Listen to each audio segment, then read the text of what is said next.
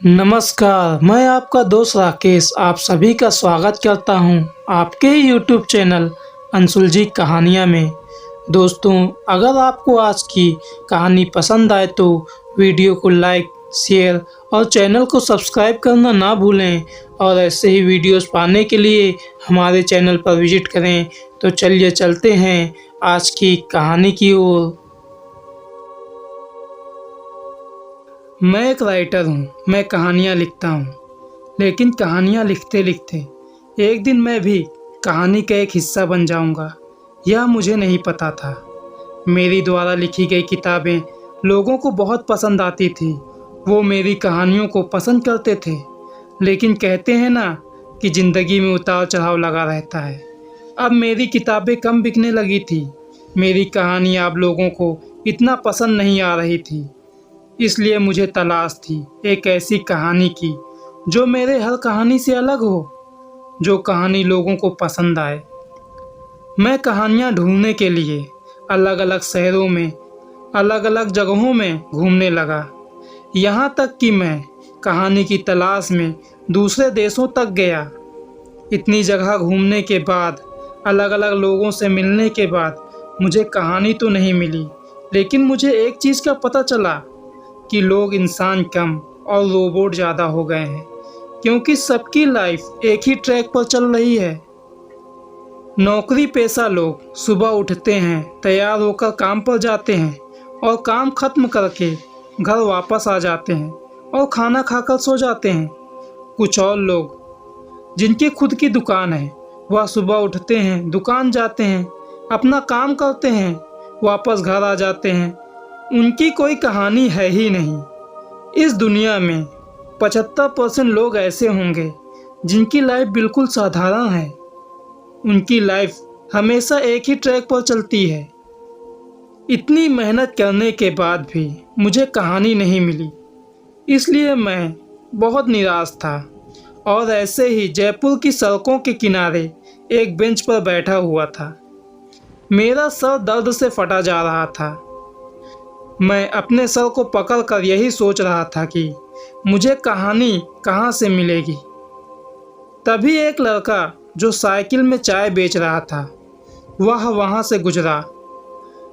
मैंने उसे आवाज़ दिया, सुनो, एक कप चाय मिलेगा? तब उस लड़के ने साइकिल रोका, मेरे पास आया और मुझसे कहा, हाँ सर, ज़रूर मिलेगा। और उसने एक कप चाय निकाल कर मुझे दिया। मैंने उसे पैसा दिया और वह वहाँ से जाने लगा। तभी कुछ लड़के उस चाय वाले लड़के को घेर कर खड़े हो गए।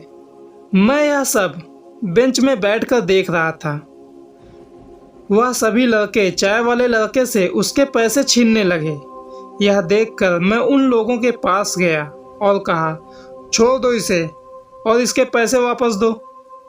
तब उन लोगों ने कहा, तू कौन है, चल निकल यहाँ से, नहीं तो तेरे पास जो कुछ भी है वो भी छीन लूँगा। तब मैंने कहा, मैं तुम सभी को अच्छे से पहचानता हूँ और जानता भी हूँ कि तुम्हारे पिताजी कौन हैं और तुम कहाँ रहते हो। तुम कहो तो पुलिस को फ़ोन कर दूँ या फिर तुम्हारे घर वालों को फ़ोन करके बता दूँ कि तुम्हारा बेटा ये सब कर रहा है। वो लड़के थोड़ा घबरा गए। वह मुझसे कहने लगे, अंकल जी, मुझे माफ़ कर देना, मुझे नहीं पता था कि आप हमें जानते हो। आज के बाद हम यह सब काम छोड़ देंगे, आप हमारे घर वालों को मत बताना। तब मैंने कहा, ठीक है, जाओ यहाँ से, और वो लड़के भाग गए। चाय वाले लड़के ने कहा, क्या आप उन सभी लड़कों को जानते थे? तब मैंने कहा, नहीं जानता। उस लड़के ने कहा, तो आपने ऐसा क्यों कहा कि आप उन्हें जानते हो? तब मैंने कहा, मैंने उन्हें डराने के लिए ऐसा कहा था। उन्हें ऐसा नहीं कहता तो वह तुम्हारा पैसा तुम्हें वापस नहीं देते और मुझसे भी झगड़ा करते। जब उन्हें पता चला कि मैं उन्हें जानता हूँ और उनकी शिकायत कर सकता हूँ, तो वो डर गए और डर कर यहाँ से भाग गए। यह सुनकर वो लड़का हंसने लगा और मैं भी हंसने लगा। फिर मैंने उससे एक और चाय ली और चाय पीते हुए उससे कहने लगा कि तुम तो अभी बहुत छोटे हो और चाय बेच रहे हो, तुम्हारा तो अभी पढ़ने का उम्र है। मैं तुम्हारे माता पिता से बात करूँगा, तुम्हारे माता पिता कहाँ हैं? तब उस लड़के ने कहा, मम्मी तो घर में है, लेकिन मेरे पापा कहाँ हैं यह मुझे नहीं पता। 2 साल हो गए मेरे पापा घर नहीं आए और मेरी मम्मी की भी तबीयत खराब रहने लगी। घर में और कोई कमाने वाला नहीं है, इसलिए मैं चाय बेचकर अपना गुजारा करता हूँ। तब मैंने उससे पूछा कि तुम्हारे पापा कहाँ चले गए? उस लड़के ने कहा कि मम्मी पापा और मैं छुट्टियों में कर्नाटक घूमने के लिए गए थे। वहाँ पर हमें एक आदमी मिला जो हमें कर्नाटक के एक विशेष पूजा देखने के लिए कह रहा था। वह बोल रहा था कि यह पूजा एक विशेष पूजा है जो साल में एक बार होता है। आपको इस पूजा में कुछ अलग, कुछ नया देखने को मिलेगा। आप सभी को इस पूजा को जरूर देखना चाहिए। मेरे पापा भी मान गए थे वह पूजा देखने के लिए। उसके बाद हम उस गांव में पहुंच गए। वह गांव जंगलों के बीच में था। हमें वहां एक कमरा दे दिया गया। मैं और मेरी माँ उस कमरे में थे। मेरे पापा वह गांव घूम रहे थे। कुछ देर बाद मेरे पापा दौड़ते हुए हमारे पास आए और हमें वहां से भागने के लिए कहने लगे। मेरे पापा बहुत डरे हुए थे। उन्होंने कहा, ये गांव वाले पागल हैं, तुम लोग यहाँ से निकलकर सीधा घर चले जाना और मेरी चिंता मत करना, मैं आ जाऊँगा। उसके बाद हम उन गांव वालों से बचते हुए घर आ गए, लेकिन मेरे पापा कभी घर नहीं आए। मैं यह सुनकर हैरान था। मैं जानना चाहता था कि उसके पिताजी वापस क्यों नहीं आए और वो कहाँ हैं। उस गांव में ऐसा क्या हुआ था? मैं सब कुछ जानना चाहता था और मेरे प्रश्नों का जवाब शायद मुझे उसी गांव में मिलता। इसलिए मैं उस लड़के से उस गांव के बारे में पूछने लगा और उस जगह का पता लिया। उसके बाद मैं कर्नाटक के लिए निकल गया। मैं उस गांव को ढूंढते ढूंढते उस जंगल के पास आ गया। फिर मैं उस जंगल के अंदर चला गया। मैंने उस गांव को बहुत ढूंढा, लेकिन वह गांव मुझे नहीं मिला। मैं जंगल में भटक गया था। कुछ समय बाद एक आदमी दिखा जो लकड़ी काट रहा था। मैंने उसे आवाज़ दिया और कहा कि मुझे उस गांव में जाना है, तुम मुझे उस गांव का रास्ता बता सकते हो? यह सुनकर वह आदमी अपना काम छोड़कर मेरे पास भागते हुए आया और कहने लगा कि तुम उस गांव को देखना चाहते हो, तो चलो मैं तुम्हें उस गांव में ले चलता हूँ। मैंने कहा ठीक है, ले चलो। तब उस आदमी ने मुझसे कहा, मेरे पीछे पीछे आ जाओ, और मैं भी उस आदमी के पीछे पीछे जाने लगा। 10 से 15 मिनट चलने के बाद वह गांव दिखने लगा। मैं खुश हो गया और अपने आप से कहने लगा कि शायद मुझे मेरी कहानी यहाँ मिल जाएगी। कुछ देर में हम उस गांव के पास पहुँच गए। जब हम गांव के अंदर जाने लगे तब मैंने उस गांव में कुछ अजीब सी चीज़ों को नोटिस किया। जैसे उस गांव में जितने भी घर थे उन सभी घरों के सामने सिर्फ 2 रंग के झंडे लगे हुए थे। किसी के घर के सामने लाल रंग का झंडा लगा हुआ था तो किसी के घर के सामने नीले रंग का झंडा। यह बहुत अजीब था। मैं इसका मतलब जानना चाहता था कि झंडे का मतलब क्या है।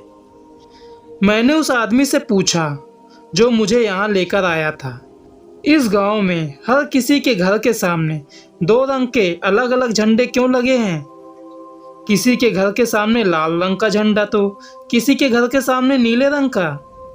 तब उस आदमी ने कहा, हमारा भगवान एक है, लेकिन हम दोनों के उन्हें पूजने का तरीका और मानने की परंपरा बिल्कुल अलग है। नीले झंडे वाले कहते हैं कि जिस तरीके से वह भगवान को पूजते हैं, जो उनकी प्रक्रिया है और परंपरा है, वो सही है, और लाल झंडे वाले कहते हैं कि हमारे पूजने का तरीका और परंपरा सही है। गांव तो एक है, लेकिन यहाँ के लोग 2 भागों में बंट चुके हैं। वैसे मैं आपको बता दूं कि यह नीले रंग के झंडे वाले भगवान को पूजने का ढोंग करते हैं।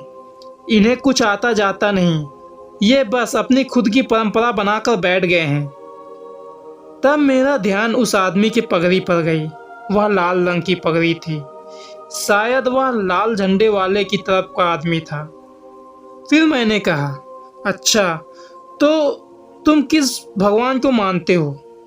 तब उसने कहा, हम तुम जैसे शहर वालों की तरह उस भगवान को नहीं मानते जो हमारी सुनता ही नहीं।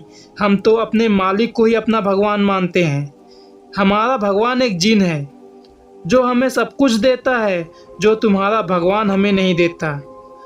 तुम अपने भगवान को नहीं देख सकते, लेकिन हम अपने भगवान को देख सकते हैं। यह बात उसने बहुत अजीब तरीके से कही थी, जो मुझे अच्छा नहीं लगा, लेकिन मैंने उसे कुछ नहीं कहा। हम कुछ आगे गए तो मैंने देखा कि एक बड़े से पेड़ के नीचे बहुत सारे लोग भीड़ लगाकर खड़े थे। वहाँ दो बुजुर्ग थे जो उस पेड़ के नीचे बने चबूतरे में बैठे हुए थे। एक के सर पर लाल पगड़ी थी और दूसरे के सर पर नीली पगड़ी थी। और जो लोग वहाँ खड़े थे उनके सर पर भी ऐसी ही पगड़ी बंधी हुई थी, किसी के सर पर लाल और किसी के सर पर नीला। मैंने उस आदमी से पूछा, यहाँ पर इतने लोग इकट्ठा क्यों हुए हैं? तब उस आदमी ने कहा, आज हमारे भगवान की पूजा है, साल में एक बार होती है और उसी के लिए हम यहाँ इकट्ठा हुए हैं। फिर हम उस भीड़ में जाकर खड़े हो गए। नीला पगड़ी वाला बुजुर्ग कह रहा था कि हमारी परंपरा के मुताबिक पूजा करनी होगी, और लाल पगड़ी वाला अपनी परंपरा के मुताबिक पूजा करवाना चाहता था। इस बात को लेकर उनमें बहस चल रही थी। लाल पगड़ी वाले बुजुर्ग ने कहा, जो उसका इंतजाम करेगा उसी के मुताबिक पूजा होगी। इस बात पर नीली पगड़ी वालों ने भी अपनी हामी भरी। मैं कुछ समझ नहीं पाया कि वह किस चीज़ के बारे में बात कर रहे हैं। मैं उस आदमी से कुछ पूछता, उस आदमी ने एक आवाज़ लगा दी, मैंने कर लिया है। यह बोलकर वह मेरे हाथ को पकड़कर उस चबूतरे तक ले गया और मेरे हाथ को ऊपर की तरफ उठा दिया। सभी लाल पगड़ी वाले खुश हो गए और नीली पगड़ी वाले मायूस। वहाँ पर क्या चल रहा था मुझे कुछ समझ में नहीं आ रहा था। मैं बस उसे समझने की कोशिश कर रहा था। लाल पगड़ी वालों ने मुझे कंधे में उठा लिया और ढोल नगाड़े बजाते हुए मुझे एक घर तक ले गए।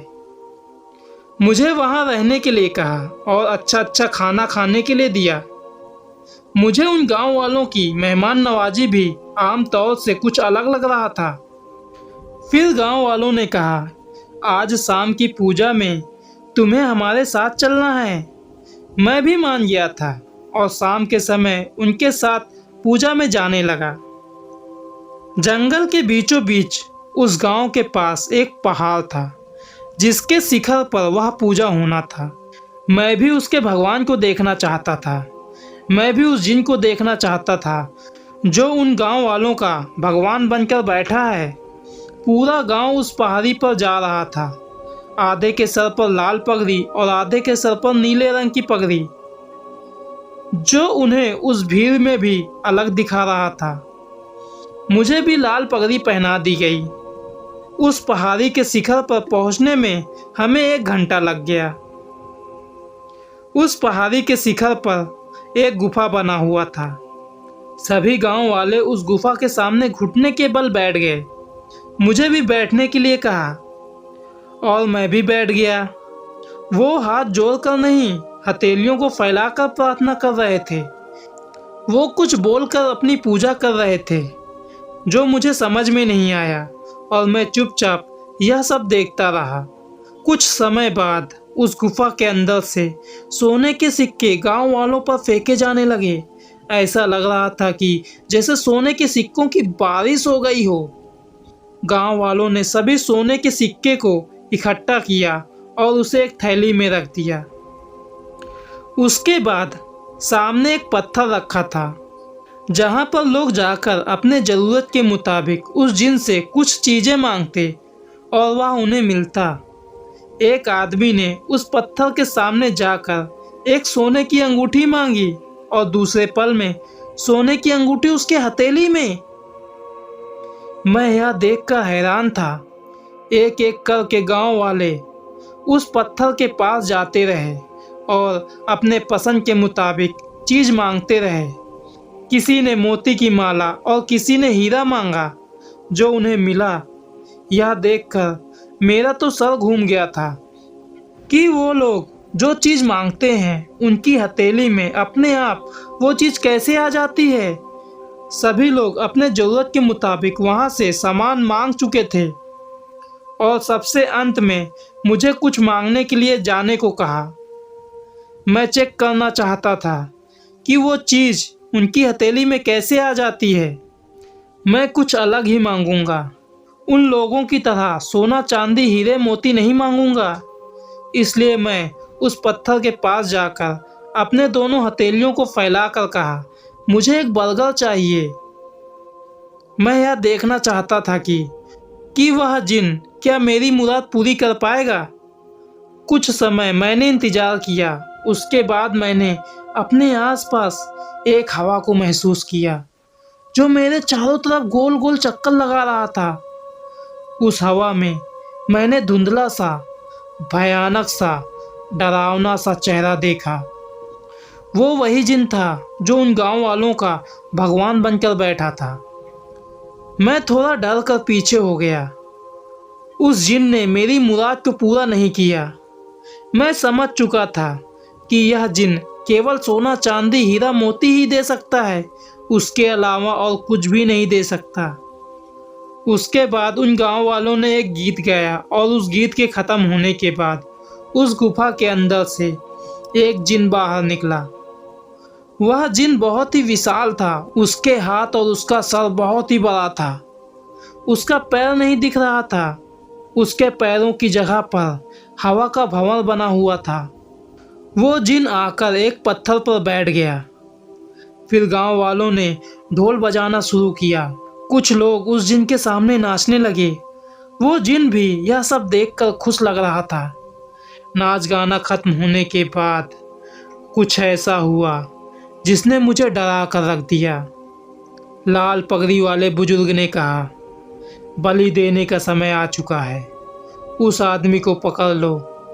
कुछ लोगों ने आकर मुझे पकड़ लिया और ज़बरदस्ती मुझे उस स्थान पर ले जाने लगे जहाँ पर लोगों की बलि दी जाती है। लाल पगड़ी वाले बुजुर्ग ने कहा, हम तुम्हारी बलि दे रहे हैं अपने इस भगवान के लिए, जिसने हम सभी को वह सब कुछ दिया जो हमें चाहिए। तुम मरने के बाद हमेशा हमारे भगवान के साथ रहोगे, उनकी छत्र छाया में रहोगे। तब मुझे समझ में आया कि वह जिन इन सभी लोगों पर इतना मेहरबान क्यों है। वह गुलाम खरीद रहा है उन सभी गांव वालों से और उस गुलाम के बदले उन्हें पैसा दे रहा है। मेरे गर्दन पर तलवार रखी थी। मैं मरने ही वाला था कि मैंने कहा, रुको 1 मिनट, मुझे बाथरूम जाना है, उसके बाद मेरी बलि दे देना। उन्होंने कहा, ठीक है। कहीं मैं भाग ना जाऊं, इसलिए मेरे साथ 2 लोग और गए थे। बाथरूम तो करना एक बहाना था। मुझे कुछ समय चाहिए था कि मैं कुछ सोच सकूं कि इस मुसीबत से कैसे निकलूं। मैं सोचने लगा, मुझे इस मुसीबत से निकलने का एक रास्ता मिल गया। मैं वापस चला आया। मेरे सर पर फिर से तलवार रख दी गई। वो मेरा गला काटने ही वाला था कि मैंने फिर से कहा, रुको 1 मिनट। तब उस बुजुर्ग ने कहा, अब क्या हो गया? मैंने कहा, मैं मरने से पहले खाना खाना चाहता हूँ, बस ये समझ लो कि यही मेरी अंतिम इच्छा है। उस बुजुर्ग ने जिन की तरफ देखा। उस जिन ने हाँ में इशारा किया। फिर मेरे सामने खाने की थाल सजा दी गई। मैंने खाना खाना शुरू किया। मैंने गले में खाना फंसने का नाटक किया। मैं सांस नहीं ले पा रहा हूँ या उन्हें दिखाया, मुझे बचाओ यह कहकर मैंने मरने का नाटक किया। जो व्यक्ति पहले से ही मर चुका हो उसकी बलि कैसे दी जा सकती है? मैंने 5 मिनट तक अपनी सांसों को रोके रखा। मुश्किल तो बहुत हुई, लेकिन जब जान पर बन आए उसके लिए यह सब करना एक छोटी बात होती है। मुझे मरा हुआ समझकर गांव वालों ने मुझे झाड़ियों में फेंक दिया। अब मेरी जगह पर उस आदमी का बलि दिया जो मुझे उस गांव में लेकर आया था। रात हो चुका था। मैंने अंधेरे का फ़ायदा उठाया और धीरे से वहाँ से निकल गया। उस जंगल को जैसे तैसे पार किया और फिर अपने शहर वापस आ गया। मैं ये कहानी आपको सिर्फ इसीलिए सुना रहा हूँ क्योंकि वो जिन के भक्त इस देश में कहीं भी हो सकते हैं, जो बलि देने के लिए इंसानों को खोज रहे हैं।